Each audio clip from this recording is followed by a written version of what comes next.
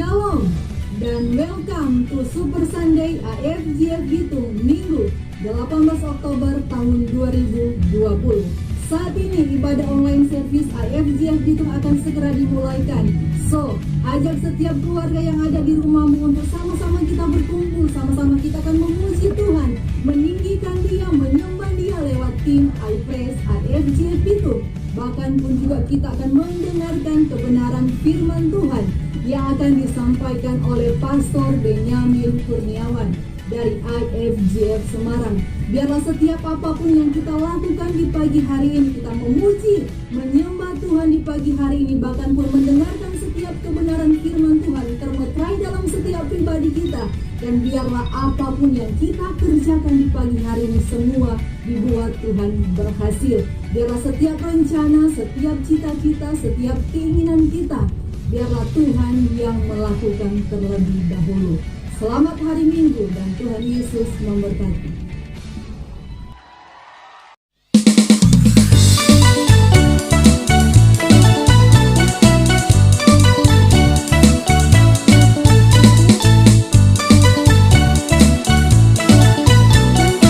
Saudara siap memuji Tuhan? Come on!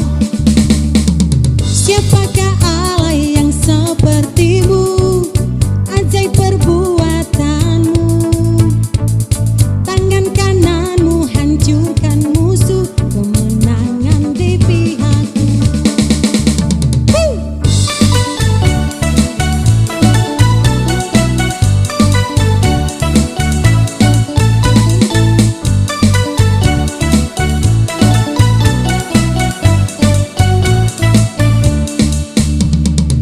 Siapakah Allah yang sepertimu?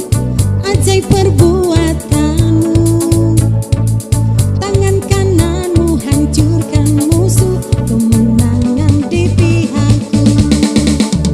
Ku bernyanyi bagi Engkau yang bertata, tak tertandingi kuasamu yang sempurna. Semua musuh ada di bawah kakimu, pujian bagi Raja.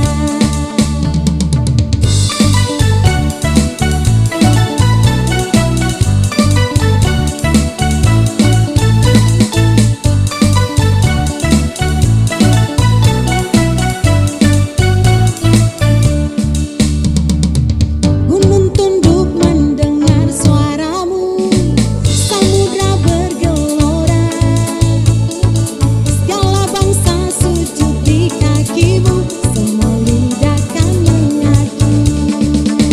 Ku bernyanyi bagi Engkau yang bertata, tak tertandingi kuasamu yang sempurna. Semua musuh ada di bawah kakimu, pujian bagi Raja, pujian bagi Raja. Hey!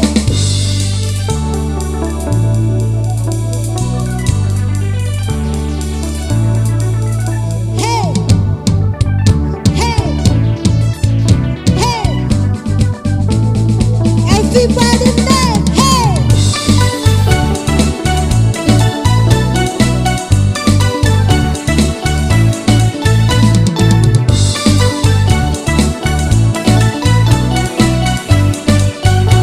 Say! Ku bernyanyi bagi Engkau yang bertata, tak tertandingi kuasamu yang sempurna. Semua musuh ada di bawah kakimu, pujian bagi Raja. Ku bernyanyi bagi Engkau yang bertata, tak tertandingi kuasamu yang sempurna. Semua musuh ada di bawah kakimu, pujian bagi Raja, pujian bagi Raja. Hey! Hey!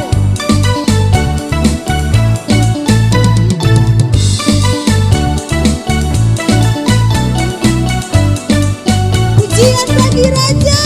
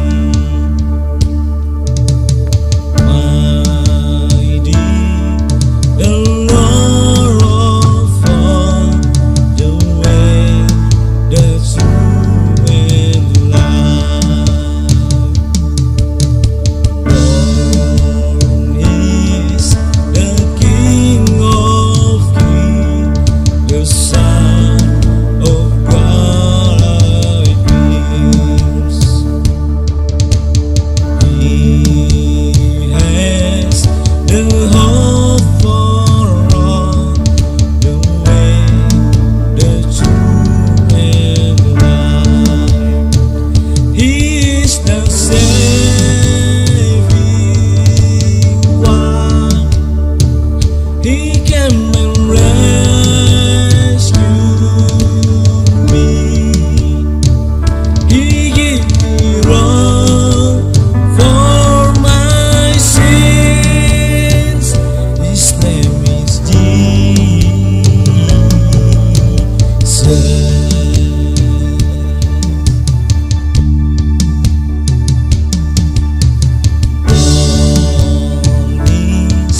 The King of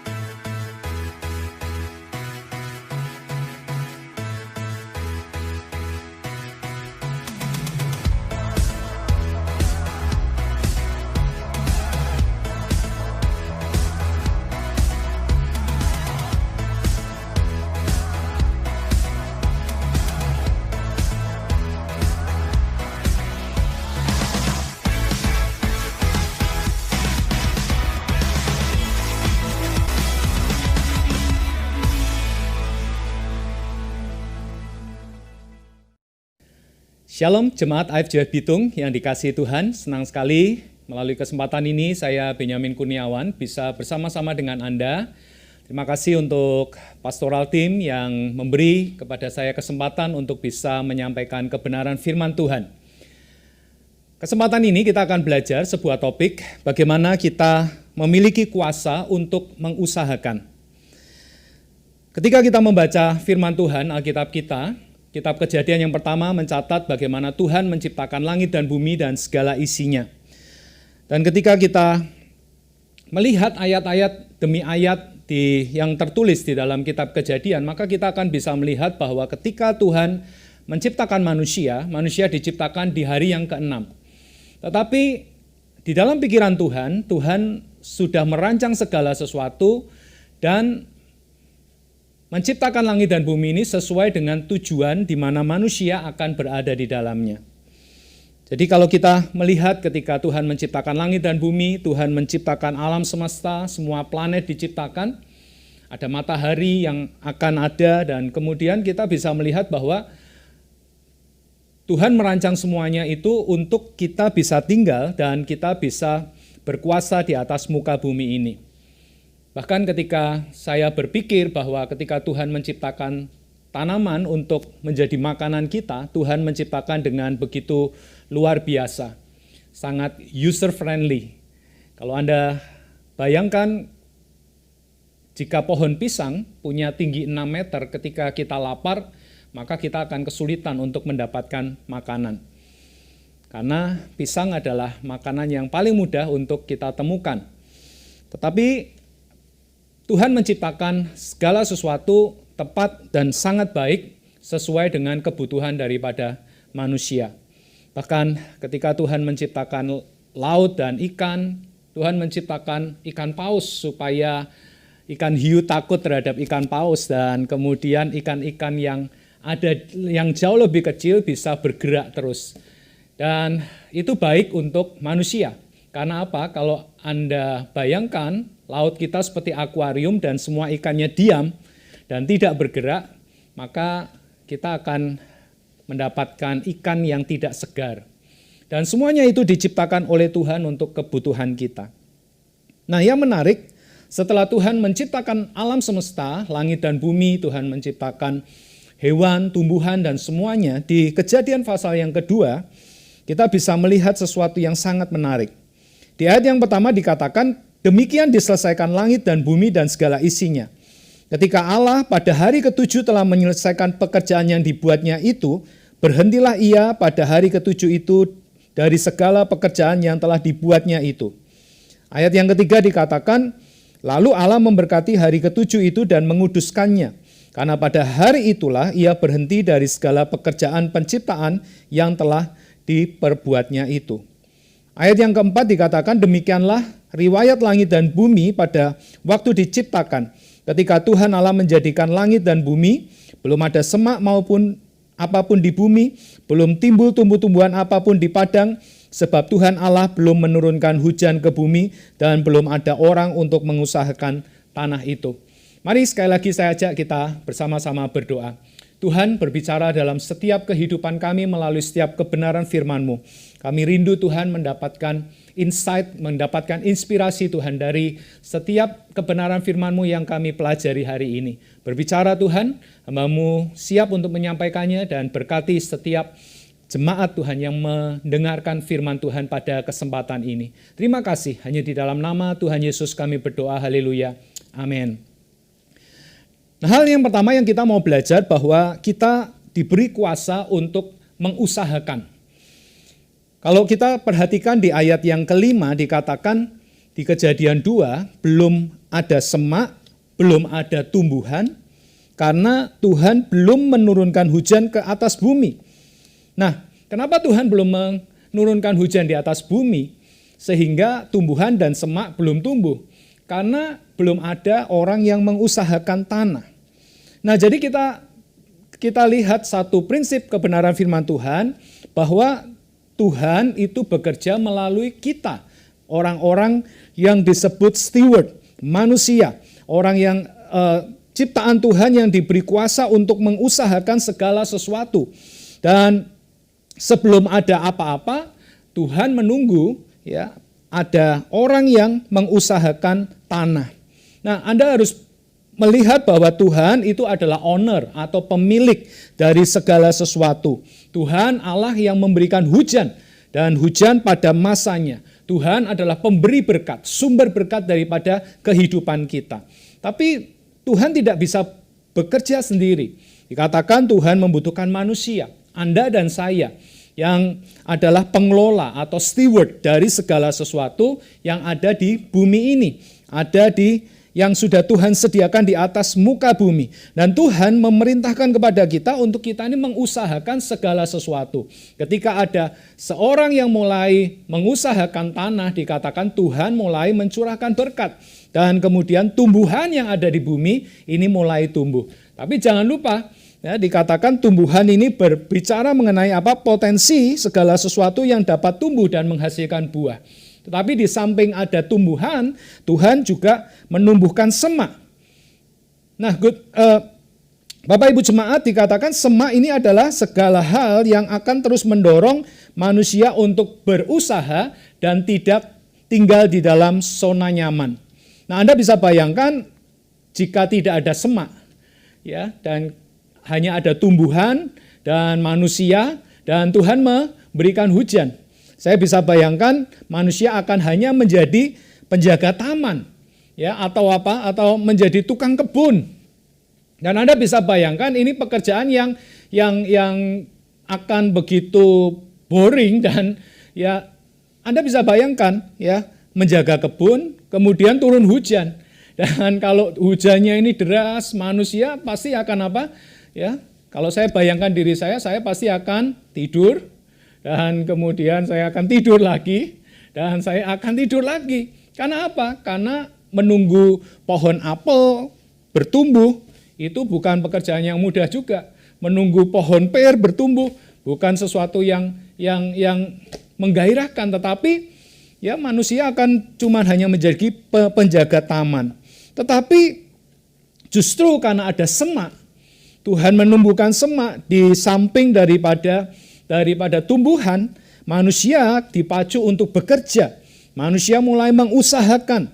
Ya, Anda bisa bayangkan semak itu nggak usah ditanam, itu pasti akan tumbuh sendiri. Dan kalau lahan Anda ditutupi oleh semak, maka Anda tidak bisa menanam tanaman pohon apapun di tengah-tengah semak. Nah, kita diciptakan dengan kemampuan untuk mengusahakan. Anda dan saya diberi Tuhan ya kuasa untuk mengusahakan, dan segala sesuatu yang ada yang dipercayakan kepada kita, manusia punya kemampuan untuk mengembangkannya. Anda bisa belajar dan kemudian Anda bisa mengusahakan, Anda bisa mengembangkan segala sesuatu yang Tuhan sudah percayakan kepada kehidupan kita. Oleh sebab itu, melalui kesempatan ini saya ingin kita mulai mengubah cara pandang kita terhadap hidup. Cara pandang hidup kita harus berubah, bukan hanya diam dan pasif, bukan hanya menjadi penjaga dari apa yang dipercayakan kepada kita, menunggu hujan, kemudian Anda bisa menunggu sambil santai-santai, sambil tidur-tiduran, sambil berbaring, dan Anda menjadi orang yang diam dan pasif. Tetapi kita harus menjadi seorang yang proaktif dan mau bekerja keras. Nah, ketika Tuhan memberikan hujan kepada tempat di mana tanah di mana kita ini menanam sesuatu, Tuhan juga menumbuhkan semak supaya apa? Tuhan mau untuk Anda dan saya menjadi orang yang rajin dan bukan menjadi pemalas. Yang percaya katakan amin. Ya. Nah, jemaat, jangan sampai semak itu tumbuh lebih cepat di tempat di mana tanaman kita bertumbuh. Dan pastikan Anda jauh lebih cepat di dalam membersihkannya. Jangan malas, tapi jadilah orang yang rajin. Ketika Anda mulai mengerjakan segala sesuatu yang Tuhan percayakan kepada Anda di tanah, di tempat tanaman Anda ditanam, Anda harus bekerja untuk apa? Untuk membersihkan ya semak-semak supaya apa? Supaya tanaman Anda bisa bertumbuh. Nah, kita adalah orang-orang yang diberi kuasa untuk mengusahakan. Yang kedua, saya ingin membagikan sebuah pikiran di mana Tuhan itu adalah Tuhan yang menghargai proses. Kalau kita baca di dalam Lukas 8 ayat 5 sampai yang ke-8, di situ ada sebuah perumpamaan yang diceritakan oleh Tuhan Yesus sendiri, di mana perumpamaan penabur menceritakan tentang bagaimana benih itu ditabur di tanah. Dan dikatakan adalah seorang penabur keluar untuk menabur benihnya. Pada waktu ia menabur, sebagian benih itu jatuh di pinggir jalan, lalu diinjak orang dan burung-burung di udara memakannya sampai habis. Sebagian jatuh di tanah yang berbatu-batu, setelah tumbuh ia menjadi kering karena tidak mendapat air. Sebagian lagi jatuh di tengah semak duri, dan semak itu tumbuh bersama-sama dan menghimpitnya sampai mati. Dan sebagian jatuh di tanah yang baik, dan setelah tumbuh berbuah 100 kali lipat. Setelah berkata demikian, Yesus berseru, siapa mempunyai telinga untuk mendengar, hendaklah ia mendengar. Nah, yang menarik adalah benih itu ditaburkan. Tetapi masalahnya tempat di mana benih itu ditaburkan itu akan mempengaruhi apakah benih itu akan bisa berakar, bertumbuh, sampai menghasilkan buah. Nah, Alkitab menceritakan bahwa ada 4 jenis tanah. Dikatakan yang pertama benihnya ini jatuh di pinggir jalan. Artinya di tempat di mana benihnya ini tidak sampai masuk ke dalam tanah. Sehingga apa? Benihnya dimakan oleh burung dan kemudian benihnya tidak bertumbuh. Dan yang kedua dikatakan benihnya ini jatuh di tanah yang berbatu-batu. Anda bisa bayangkan ketika benih jatuh di tanah yang berbatu, benih tersebut tidak sampai masuk di dalam satu kedalaman tertentu sehingga dia ini bisa mati dan kemudian bisa berakar dan bertumbuh. Dan benih itu terhimpit oleh bebatuan. Dan yang ketiga dikatakan jatuh di semak duri. Nah, ketika benih itu jatuh di semak duri, apa yang terjadi? Benihnya ini masuk ke dalam tanah, berakar, tetapi akarnya tidak sampai mendapatkan cukup makanan. Karena apa? Harus bersaing dengan semak duri yang tumbuh di sekitarnya. Sehingga apa? Sehingga pada waktu tumbuh, ya benihnya ini tidak menjadi sebuah pohon yang sehat. Karena ada semak duri yang ada di sekitarnya.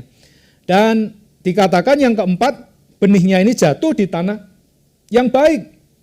Dan dikatakan benih itu bisa berakar, benih itu bisa tumbuh dan menghasilkan buah. Dan dikatakan buahnya ini bisa sampai 100 kali lipat.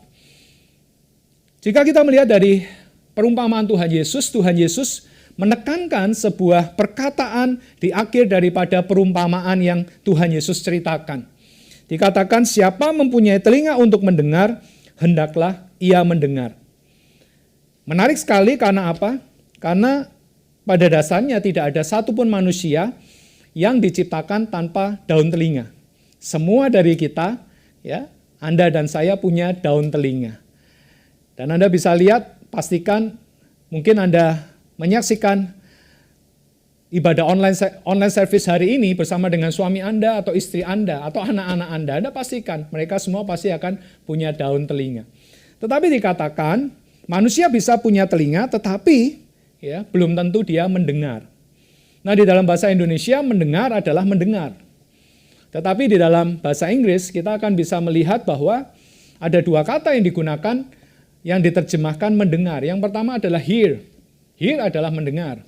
Tetapi mendengar sambil lalu, ya, mendengar tapi tidak memperhatikan dengan serius.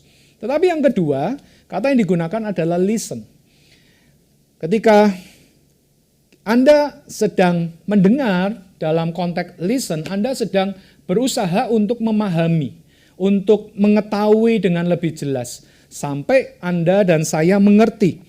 Karena itu yang Tuhan sedang ingin maksudkan dari perumpamaan ini. Hendaklah ya kita ini bukan hanya mendengar sambil lalu, tetapi kita ya mendengar dengan sungguh-sungguh, melakukan segala sesuatu dengan sungguh-sungguh.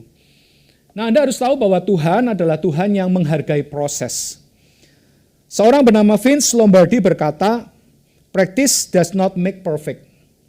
Latihan itu tidak serta-merta menjadikan seseorang itu sempurna. Tetapi dikatakan only perfect practice make perfect. Hanya latihan yang benar, latihan yang sungguh-sungguh ketika seorang pelari berlari sungguh-sungguh, seorang perenang berlatih sungguh-sungguh, maka itu akan membuatnya menjadi sempurna. Nah, sebuah pesan untuk kita semua agar kita ini tidak melakukan segala sesuatu yang dipercayakan kepada kita dengan asal-asalan. Jangan mengerjakan segala sesuatu dengan asal-asalan. Tetapi ayo, melalui kesempatan ini saya mengajak untuk kita bisa memberi yang terbaik dalam setiap proses yang Tuhan izinkan. Nah, terutama di masa pandemi COVID-19 ini. Jangan hanya izinkan dirimu berbaring. Mungkin Anda sedang mengikuti online service ini sambil tiduran. Tapi jangan izinkan kondisi itu terus-menerus membuat Anda menjadi orang yang tidak memberi yang terbaik. Tetapi mari bangkit dan memberi yang terbaik supaya kita mendapatkan benefit dari situasi ini. Nah, saya percaya bahwa ketika Tuhan season by season mengizinkan kesulitan itu datang, mungkin kita bisa berhenti dan tidak melakukan yang terbaik. Tetapi saya percaya di masa yang lalu, seorang yang bernama Winston Churchill, dia pernah menyatakan pemikiran yang begitu luar biasa. Ketika Inggris atau Britania Raya, mereka menghadapi Nazi di dalam Perang Dunia Kedua, Inggris tidak mempunyai begitu banyak resources untuk mengalahkan Nazi, karena kekuatan Nazi jauh lebih kuat. Tetapi dalam jangka waktu 5 tahun, Winston Churchill menghadapi krisis ini, dia memimpin sebagai Perdana Menteri Inggris, dan Inggris akhirnya bersama dengan sekutunya dia keluar sebagai pemenang atas Perang Dunia Kedua. Dan Winston Churchill punya satu perkataan yang sangat baik. Dikatakan, jangan biarkan krisis yang baik berlalu sia-sia. Never let a good crisis go to waste. Anda jangan mengizinkan COVID-19 ini berlalu sia-sia. Tetapi izinkan ya, good crisis ini memproses kehidupan Anda dan kita memberi yang terbaik. Anda tidak hanya pasif, tidak hanya berbaring, Anda tidak hanya diam, tapi kita mulai bangkit dan mulai mengusahakan. Ingat di dalam Kejadian 2 yang tadi kita baca, bahwa Tuhan ini belum menurunkan hujan karena belum ada seorang yang bangkit untuk menjadi pengelola. Tetapi ketika Anda mulai bangkit, dikatakan Tuhan ini mulai bekerja. Dia mendatangkan hujan, Tuhan menumbuhkan segala sesuatu yang Anda usahakan, tapi juga ada semak di situ.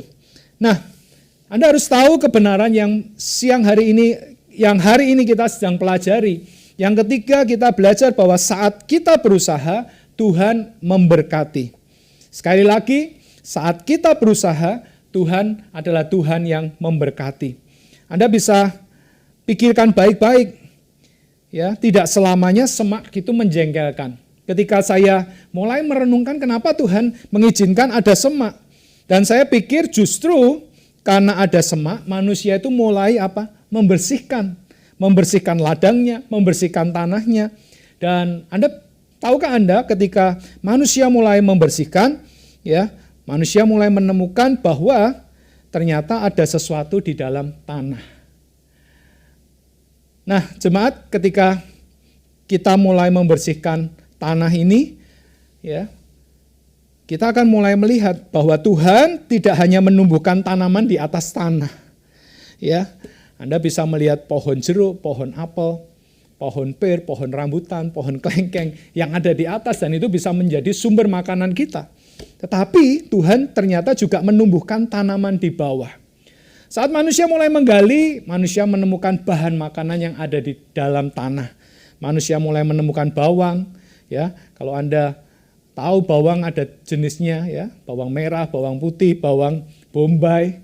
Dan manusia menemukan wortel di dalam tanah, manusia menemukan kentang, dan kalau wortel, kentang, ditambah ayam, ditambah bawang, akan jadi semangkuk sup yang nikmat.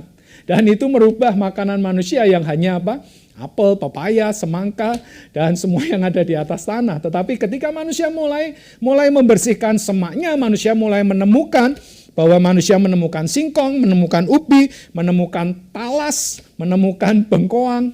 Dan itu adalah sumber makanan yang Tuhan sediakan di dalam tanah. Nggak kelihatan. Tetapi ketika manusia mulai membersihkan semaknya. Dan manusia mulai menemukan bahwa ada semuanya itu. Dan manusia juga menemukan rempah-rempah. Mulai menemukan kencur, kunyit, jahe, temulawak, serai, lengkoas, dan lain sebagainya. Anda bisa bayangkan ketika manusia mulai mengusahakan, manusia mulai membersihkan, melakukan apa yang menjadi kewajibannya, disitulah Tuhan mencurahkan berkat. Manusia mulai menemukan bahwa ketika menggali tanah, ternyata bukan hanya ada bahan makanan, bukan hanya ada rempah-rempah di dalamnya, tetapi manusia juga mulai menemukan mineral dan logam. Manusia mulai menemukan emas, mulai menemukan tembaga, perak, seng, timah, nikel, dan banyak batuan, dan sampai yang kita ketahui adalah manusia menemukan minyak bumi. Nah, ada banyak hal yang Tuhan siapkan bagi kita saat kita mulai tekun mengerjakan bagian kita. Kita mengusahakan. Nah, semak itu bukan sumber penderitaan manusia. Tetapi saya pikir, dan saya ingin share kepada Anda, justru semak itu merupakan clue atau petunjuk untuk Tuhan itu menunjukkan kepada manusia bahwa ada berkat-berkat yang disediakan untuk kita ketika kita mulai mengerjakan bagian kita. Nah, oleh sebab itu ketika Anda menghadapi semak, situasi yang membuat Anda tidak nyaman, Anda kerjakan itu dengan baik, dengan penuh ketekunan. Karena justru disitulah ada clue untuk berkat Tuhan bagi kehidupan kita. Kita bahkan mencatat bahwa Tuhan menggunakan semak belukar yang terbakar tetapi tidak hangus untuk menunjukkan kepada Musa sebuah panggilan yang mulia bagi hidupnya. Nah, saya percaya ketika kita mengusahakan, Tuhan memberkati. Oleh karenanya, saya ingin pada kesempatan hari ini Anda tidak putus asa dengan kesulitan hidup yang saat ini menghimpit kita. Tetapi dengan penuh pengharapan kita mulai mengusahakan, mulai bangkit dan berusaha. Tetap percaya bahwa saat kita berusaha, Tuhan akan memberkati kita. Nah, bagian Tuhan adalah menurunkan hujan, mencurahkan berkat. Bagian kita mengusahakan. Mengusahakan tanaman, bahkan apa yang tidak kita tabur sekalipun, semak itu bisa muncul. Tetapi bagian kita adalah dengan tekun mengusahakan. Ayat terakhir yang pada kesempatan ini saya ingin berbagi dengan Anda, kita akan membaca Yehezkiel 34 ayat yang ke-26 dan ke-27. Firman Tuhan berkata, "Aku akan menjadikan mereka dan semua yang di sekitar gunungku menjadi berkat. Aku akan menurunkan hujan pada waktunya. Itu adalah hujan yang membawa berkat. Pohon-pohon di ladang akan memberi buahnya dan tanah itu akan memberi hasilnya. Mereka akan hidup aman tentram di tanahnya. Dan mereka akan tahu bahwa akulah Tuhan." Dari semuanya ini Tuhan ingin Anda dan saya mengerti bahwa Tuhan mencurahkan berkat-Nya, mencurahkan hujan bagi kehidupan kita. Supaya apa? Supaya kita tahu dan kita mengerti bahwa Tuhan adalah sumber segala sesuatu di dalam kehidupan kita. Oleh sebab itu, kesempatan ini saya ingin mengajak untuk kita tetap percaya kepada Tuhan dan berharap kepada setiap janji kebenaran firman-Nya. Tetap mengusahakan yang terbaik dari apa yang Tuhan sudah percayakan di dalam kehidupanmu. Ada begitu banyak potensi, talenta yang Tuhan sudah percayakan, kerjakan itu dengan tekun. Dan jangan putus asa. Karena meskipun kita mengusahakan tanaman dan tumbuh semak, di situ pun Tuhan akan menunjukkan berkat-Nya untuk kita. Amin untuk firman Tuhan. Mari sekali lagi kita akan bersama-sama datang kepada Tuhan di dalam doa. Tuhan Yesus, terima kasih untuk kesempatan hari ini Tuhan kami boleh menerima berkat firman-Mu. Tuhan, terima kasih Engkau adalah Allah yang mencurahkan hujan untuk membasahi setiap tanah, tempat di mana kami mengusahakan usaha pekerjaan kami. Hamba-Mu berdoa Tuhan, saat ini biar berkat Tuhan, berkat yang terbaik akan Tuhan curahkan di dalam setiap kehidupan jemaat-Mu. Tuhan, Engkau akan memberkati usaha pekerjaan anak-anak-Mu Tuhan. Meskipun ada tantangan, ada masalah, ada situasi-situasi yang sulit Tuhan, ada semak Tuhan, yang mungkin kami harus hadapi, tapi kami mau percaya Tuhan. Disitulah Tuhan akan menunjukkan jalan di mana kami akan memperoleh berkat Tuhan. Hamba-Mu berdoa Tuhan untuk AFJF Bitung. Engkau akan memberkati setiap jemaat, setiap pemimpin, gembala sidang, semuanya akan diberkati oleh Tuhan. Dan kami percaya Tuhan di masa-masa ini justru kami akan melihat bahwa kuasa-Mu semakin nyata di dalam kehidupan kami. Terima kasih Tuhan, kami bersyukur untuk berkat-Mu dan di dalam nama Tuhan Yesus kami mengucap syukur. Haleluya, amin. Tuhan memberkati.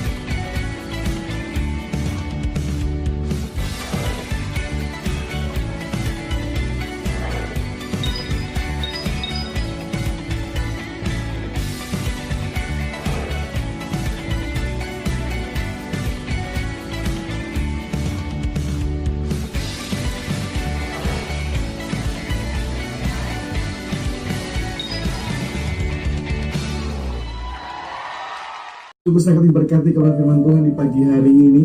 Terima kasih untuk Pastor Benyamin Kurniawan. Pagi hari ini sudah sangat memberkati khususnya AFJF Bitung, jemaat yang ada dan semua yang menyaksikan ibadah online service di pagi hari ini. Tentunya semua kita sudah diberkati firman Tuhan. Dan salam dari kami AFJF Bitung buat Pastor Benny dan keluarga yang ada, istri anak-anak. Salam hangat sebagai sahabat yang luar biasa, tapi sudah lama tidak pernah ketemu. Tapi lewat online service kita boleh sama-sama ketemu. Dan doa kami, harapan kami, biar Pastor Benny semakin dahsyat dipakai Tuhan dalam pelayanan yang ada di AFJF Semarang dan bersama keluarga tentunya. Nah, doa kami biar semakin kasih karunia Tuhan terus melimpah-limpah di dalam kehidupan Pastor dan di dalam pelayanan yang ada. Dan Bapak Ibu Saudara yang dikasih Tuhan, kita akan memberikan persembahan, persiapkan persembahan kita yang terbaik, dan kita akan memberikannya, akan meletakkan di dalam amplop, dan nanti akan ada koordinator yang akan menjemputnya. Dan saya percaya setiap persembahan kita yang kita berikan akan sangat membantu pelayanan Tuhan, khususnya dalam ibadah online service di setiap hari Minggu seperti hari ini. Dan pastikan bahwa setiap persembahan saudara itu persembahan yang paling terbaik yang saudara beri, baik dalam bentuk ucapan syukur, perpuluhan, dan persembahan yang lain. Mari kita mau belajar untuk memberi yang terbaik dari semua apa yang kita punya. Karena ketika Tuhan memberkati kita, juga harus tahu memberkati dan memberi yang terbaik di dalam pekerjaan Tuhan. Dan pastikan Tuhan juga akan memberkati setiap kita, baik dalam pekerjaan, dalam keluarga, bahkan dalam semua kegiatan aktivitas kita setiap hari. Sebabnya mari kita memberi yang terbaik. Dan kita akan menutup ibadah kita. Mari semua keluarga yang ada di rumah, suami istri, bahkan anak-anak, kita saling bergandengan tangan. Kita akan berdoa bersama. Mari kita berdoa. Bapa di surga, terima kasih. Kami mengucap syukur kepadamu di pagi hari ini. Setiap kami jemaat AFJF Bitung, bahkan semua yang menyaksikan ibadah online service di pagi hari ini, semua kami boleh mendapat berkat yang luar biasa, baik lewat setiap pujian, penyembahan, bahkan firman Tuhan. Oleh karena itu kami berdoa buat Pastor Benyamin Kurniawan yang pagi hari ini boleh memberkati lewat kebenaran sharing firman Tuhan. Biar pengurapan-Mu yang dahsyat yang kembali ke atas kehidupannya di dalam pelayanannya, keluarga, anak-anak, Tuhan memberkati kehidupannya. Biar kasih karunia-Mu melimpah-limpah dalam kehidupannya. Maka semua jemaat-Mu AFJF Bitung, kami percaya ada dalam perlindungan Tuhan, ada berkat-berkat Tuhan yang selalu tercurah atas kehidupan kami. Dan Tuhan yang selalu memberkati kami, melindungi kami, sehingga tidak ada satupun dari hidup kami, Tuhan, pribadi kami yang terkena sakit penyakit, tapi setiap kami boleh ada keadaan sehat yang kuat diberkati oleh Tuhan. Terima kasih untuk setiap persembahan yang kami boleh tabur untuk pekerjaan Tuhan. Kami tahu saat kami memberi persembahan dengan sukacita, maka Tuhan pasti akan memberkati setiap kami. Oleh sebab itu Tuhan, berkati setiap persembahan perpuluhan kami, ucapan syukur, dan persembahan yang lain yang kami boleh beri, yang kami boleh berkati untuk pekerjaan Tuhan. Biarlah berkat-berkat melimpah atas kehidupan kami, di dalam keluarga, di dalam pekerjaan kami, bahkan di dalam studi kami, di dalam masa muda kami. Tuhan yang memberkati kami. Terima kasih banyak Tuhan Yesus, kami mengucap syukur kepadamu. Itu sebabnya kekasih-kekasih Tuhan, mari kita akan terima berkat Tuhan. Kita akan bersama-sama keluarga saling bergandengan tangan. Kita angkat tangan kita bersama-sama terima berkat Tuhan. Biar Tuhan memberkati engkau dan melindungi engkau. Tuhan menyinari engkau dengan wajahnya dan memberi engkau kasih dan karunia. Tuhan menghadapkan wajahnya kepadamu dan memberi engkau damai dan sejahtera. Semua kita yang ada di rumah, bersama-sama kita katakan amin.